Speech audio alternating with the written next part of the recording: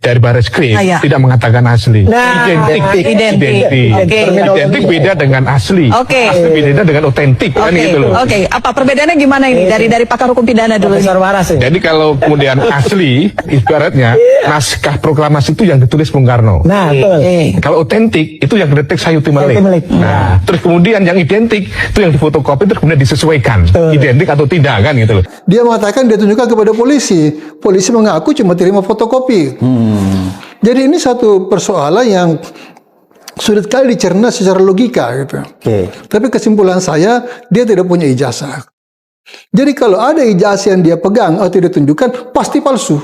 Berkas ijazah asli baik yang universitas sama yang SMA, SMP, SD kita berikan.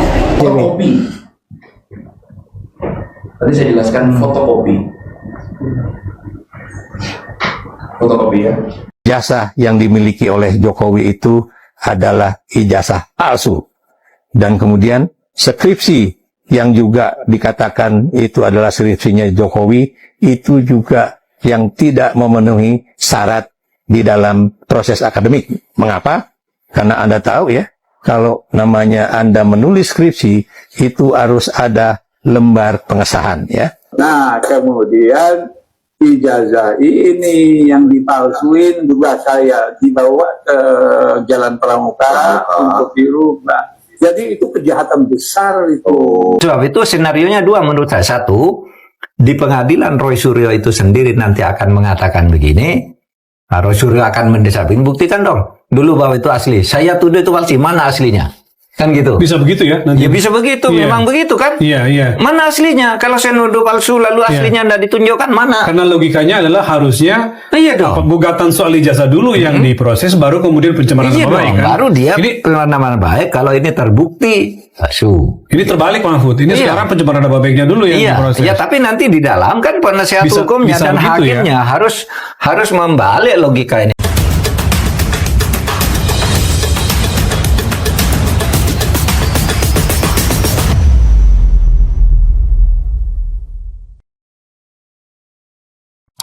Bismillahirrahmanirrahim. Assalamualaikum warahmatullahi wabarakatuh.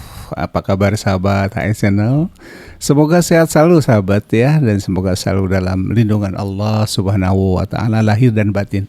Amin ya rabbal alamin. Sahabat HS Channel, sepertinya jika pengadilan atau proses persidangan yang terkait dengan dugaan ijazah palsu yang sudah memasuki tahap-tahap akhir harusnya ya, walaupun mungkin nanti tetap memakan waktu yang cukup lama ya. Diperkirakan Pak Jokowi saja harus hadir sebanyak 400 kali kalau tidak salah ya, saya baca itu ya. Dan kalau itu terjadi ya, saya tidak tahu ya apakah fisik beliau juga mumpuni ya untuk mengikuti persidangan sampai harus hadir sebanyak 400 kali gitu ya. Itu yang saya baca di beberapa atau di media ya. Nah, sahabat HS Channel, sepertinya ini adalah sebuah keberuntungan ya bagi Roy Suryo, Mas Roy Suryo dan Bu Dr. Tiva ya. Karena para profesor yang masih menjaga akal warasnya itu sepakat secara kompak meragukan ijazahnya Pak Jokowi. Dan saya kira jika pengadilan ini benar-benar fair gitu ya, maka makin berat nih bagi Pak Jokowi ya. Karena walaupun memang sebagian dari masyarakat kita mengatakan bahwa profesor-profesor ini adalah barisan sakit hati. Selalu saja yang berakal waras itu dikatakan barisan sakit hati gitu ya. Nah sahabat, kita ikuti saja seperti apa para profesor menyingkap tabir ya dari riwayat pendidikan Pak Jokowi hingga ke ijazahnya, yang tentu saja ini disampaikan oleh para profesor yang sudah kita kenal sekali dan berpengalaman ya, sebagian merupakan tokoh nasional dan juga pernah menjabat sebagai menteri dan duta besar ya. Dan perlu sahabat ketahui juga, saya pernah masuk di ETD-nya UGM dan menemukan beberapa kejanggalan, walaupun saya tidak bisa menarik kesimpulan karena mungkin saja UGM pada saat itu belum melakukan pemutahiran gitu ya, dan masih acak-acakan seperti yang di ETD-nya ini. Jadi saya tidak berani menyimpulkan bahwa kejanggalan yang ditemukan di ETD tersebut menunjukkan atau berindikasi bahwa itu palsu gitu ya. Itu hanya sebagai sebuah wujud kepenasaran saya saja. Saya masuk ke ETD-nya dan menemukan beberapa hal yang, karena kebetulan ya saya punya ijazah aslinya UGM gitu ya, milik istri saya. Jadi saya tahu persis ijazahnya seperti apa, ya walaupun mungkin sudah berbeda format sedikit gitu ya. Oke sahabat, kita tak usah berlama-lama, kita ikuti saja bagaimana profesor-profesor yang luar biasa ini menyampaikan pandangannya terkait dengan riwayat pendidikan dan ijazahnya Pak Jokowi. Kita tonton bersama saja dan tonton sampai tuntas supaya tidak gagal paham gitu ya. Dan tentu saja saya ucapkan terima kasih bagi mereka semua dan penonton ya, tentu saja baik subscriber maupun bukan subscriber. Selamat menyimak, kita tonton bersama. Dari Barreskrim Ah, ya. tidak mengatakan asli. Nah, identik. Oke. Identik beda dengan asli. Oke. Asli beda dengan otentik kan Oke, gitu loh. oke. Apa perbedaannya gimana ini dari pakar hukum pidana dulu? Jadi kalau kemudian asli, ibaratnya naskah proklamasi itu yang ditulis Bung Karno. Nah, betul. Kalau otentik itu yang detek Sayuti Melik. Nah, terus kemudian yang identik itu yang difotokopi terus kemudian disesuaikan identik atau tidak kan gitu loh. Nah, apa yang dilakukan oleh Barreskrim itu kan ini ada beberapa ijazah antara satu dengan yang lain kemudian identik. Yang kemudian tidak bisa memastikan juga itu apa asli atau kemudian palsu. Dalam konteks 263 KUHP itu ada dua, membuat dan memalsu surat. Membuat itu artinya apa? Sesuatu yang tidak ada dibuat, yang benar akhirnya aspal, asli tapi palsu. Atau kemudian memalsu, ada tapi isinya ada yang palsu, tanda tangannya, fotonya dan lain sebagainya. Maka di sini pentingnya apa? Apa sebenarnya dimaksud dengan Mas Roy itu? Ini memalsu atau kemudian membuat yang sebetulnya tidak ada, dan akhirnya diada-adakan. Atau kemudian datanya tidak benar, akhirnya kemudian memalsu. Maka dalam hal ini menurut saya memang ini kan persoalan pembuktian kan itu loh, persoalan pembuktian yang ini tidak selesai karena objek yang mana sebenarnya yang diuji asli dan palsunya yang tidak ada gitu loh. Menurut saya Pak, tanpa Anda tanya, saya kalau mengikuti perkembangan ini secara teliti, saya itu punya kesimpulan sederhana. Dia tuh nggak punya ijazah. Kenapa, Prof? Indikasinya banyak. Tapi yang paling nampak adalah memang dia tidak punya kapasitas sebagai seorang sarjana. Sarjana apapun. Sebab seorang sarjana itu punya struktur berpikir yang clear. Berbicara secara sistematik. Ini kalau lulusan sekolah tinggi ya, universitas, dia berpikir sistematis, dia bertutur kata yang teratur dan fokus. Dia tidak punya sama sekali kemampuan itu. Nah, yang kedua, ada apa sesuatu yang asli disembunyikan? Nah, itu dia. Kalau dia mengatakan dia punya ijazah asli, kenapa dia sembunyikan?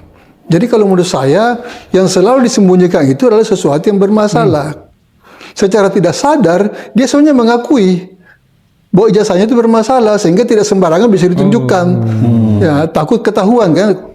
Nah, hebatnya itu dia menyebutkan dia akan menunjukkan kepada pengadilan. Tapi pengadilan di Solo tidak ada ijazah juga muncul. Oke, dia nggak muncul juga. Dia mengatakan dia tunjukkan kepada polisi. Polisi mengaku cuma terima fotokopi. Jadi ini satu persoalan yang sulit kali dicerna secara logika. Gitu. Tapi kesimpulan saya, dia tidak punya ijazah. Jadi kalau ada ijazah yang dia pegang atau dia tunjukkan, pasti palsu. Itu kesimpulannya, Pak. Itu pasti palsu, Pak. Oke, kalau dia berdalil di Prof selalu bahwa nggak perlu saya harus tunjukkan kepada publik, itu maksudnya apa kira-kira, Prof? Itu cuma alasan, itu adalah satu argumen yang tidak punya dasar logika. Bagaimana sesuatu yang sah tidak mau ditunjukkan? Yang tidak mau ditunjukkan itu sesuatu yang aib, sesuatu yang bisa membawa aib, sesuatu yang buruk. Masa orang menyembunyikan kebaikan, kebenaran? Ada apa?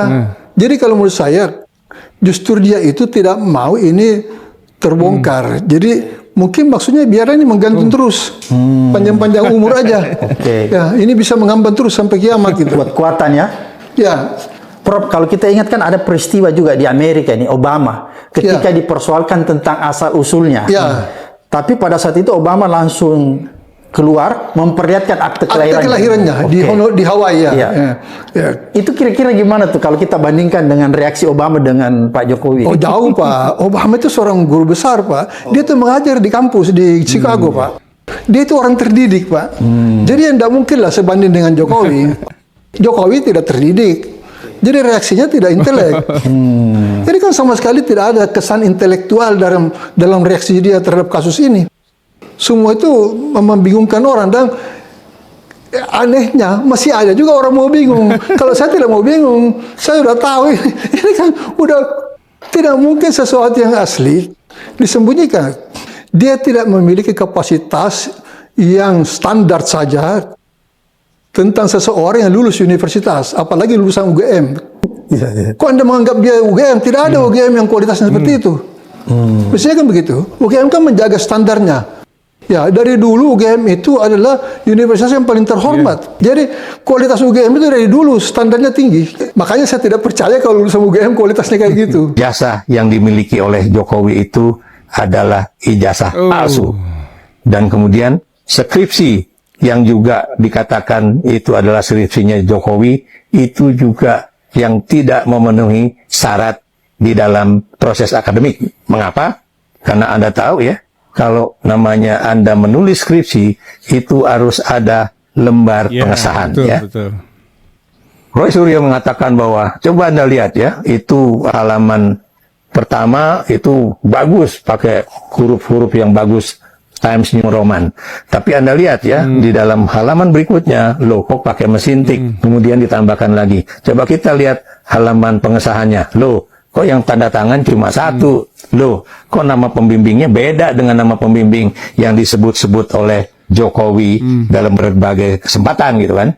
Yang kemudian ditambahkan oleh Dr. Tifa, loh, orang ini kan pada saat itu masih berusia 36 tahun, belum cukup kepangkatan akademisnya itu untuk kemudian menjadi pembimbing skripsi. Betul. Macam-macam yang mereka kemukakan ya, termasuk juga misalnya ada yang kemudian melakukan suatu analisis melalui AI dan juga melalui apa yang disebut dengan analisis melalui komputer ya. Ternyata misalnya skripsi yang dikatakan ditulis oleh Jokowi itu baru ditulis pada 2018 dan kemudian baru dimasukkan menjadi bagian dari daftar elektronik ya, tesis dan juga disertasi di UGM pada 2019 ya. Dan kemudian editan terakhir itu baru dilakukan pada kalau nggak salah 16 April 2025. Dan kalau memang dia punya skripsi asli, orang-orang juga mempertanyakan, mana tunjukkan kepada kami benar itu skripsi asli atau bukan.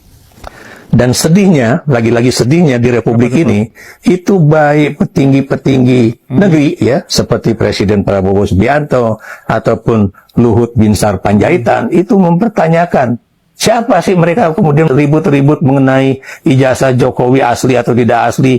Bagaimana orang dia udah menjadi Presiden Republik Indonesia 10 tahun gitu kan, dan kemudian dia juga udah pernah menjadi gubernur di DKI Jakarta, pernah menjadi wali kota Solo, dan sebagainya, dan sebagainya. Dia pinjam ijazahnya Hari Mulyono ini. Ini mantan rektor UGM ya? Jokowi Hari Mulyono meninggal tahun 2018. Iya. Dan itu dipinjam dari yang Julian itu. Maka dikasihlah suami ketua MK itu. Nah, kemudian ijazah ini yang dipalsuin juga saya dibawa ke Jalan Pramuka untuk dirubah. Jadi itu kejahatan besar itu. Jadi bukan, dia kan selalu mengenalkan bahwa itu ijazah yang dibawa-bawa oleh dia itu kan bukan ijazah, bukan foto dia. Iya. Itu bukan foto dia, itu penipuan besar-besaran itu. Skripsinya pun sebenarnya adalah contekan dari pidatonya Profesor Nardi.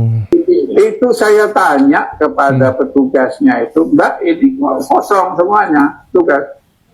Ya Pak, sebenarnya itu memang tidak diuji. Jadi itu kejahatan besar itu. Oke, sahabat. Kita sudah ikuti apa yang tadi disampaikan oleh Profesor Suparji Ahmad, lalu kemudian Prof Mahfud juga ada gitu ya, Profesor Iklan Nusa Bakti, lalu kemudian Prof Rias Rashid yang pernah menjadi menteri dulu ya. Dan clear ya sebetulnya kalau saya sendiri ya, karena masih merasa waras ya, dan saya pernah juga membuka ETD-nya UGM, jadi saya termasuk yang meragukan gitu ya. Saya tidak mengatakan palsu, tapi saya meragukan. Ya, tentu saja juga saya agak kaget dengan apa yang disampaikan oleh Pak Jokowi tadi ya, bahwa yang diserahkan ke Bareskrim itu adalah semua asli, ternyata fotokopian begitu ya. Nah, kalau kemudian sekarang jadi ada yang asli di barang bukti misalnya, mau drama apa lagi ya? Saya juga tidak begitu mengerti ya. Kalau nanti yang menjadi barang bukti jadi asli, padahal yang diserahkan pada saat itu adalah fotokopian ya. Ada teka-teki apa lagi ya, nanti mungkin akan terkuak di sidang. Kita ikuti saja ya, mudah-mudahan ini clear semuanya. Dan rakyat tidak lagi penasaran dengan status ijazahnya Pak Jokowi ini. Oke, terima kasih sahabat sudah menyimak. Semoga sehat selalu dan semoga selalu mudah rezekinya ya. Amin ya rabbal alamin. Aku qouli hadza wa astaghfirullah li wa lakum. Wassalamualaikum warahmatullahi wabarakatuh. Merdeka.